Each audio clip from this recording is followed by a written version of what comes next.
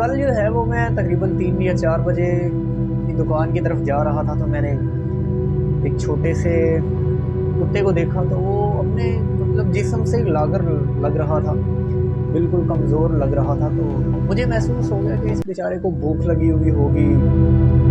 खाना जो है वो शायद इसने 1-2 दिन से ना खाया और इस बेचारे को कुछ ना मिला होगा। छोटा सा मतलब वो कुत्ता था। तो मैं सोच में पड़ गया कि यार बाकी लोगों ने भी तो इस बेचारे को देखा होगा, तो बाकी लोगों ने इसका एहसास क्यों नहीं किया। देखिए यार, हम इंसान हैं, ठीक है। इंसानों और जानवरों में जो सबसे बड़ा फ़र्क है ना, वो ये है कि इंसान में दूसरे लोगों का एहसास होता है, अब जानवरों में तो एहसास बिल्कुल भी नहीं होता। तो हमें जो है ना वो इंसानियत के नाते अपने अंदर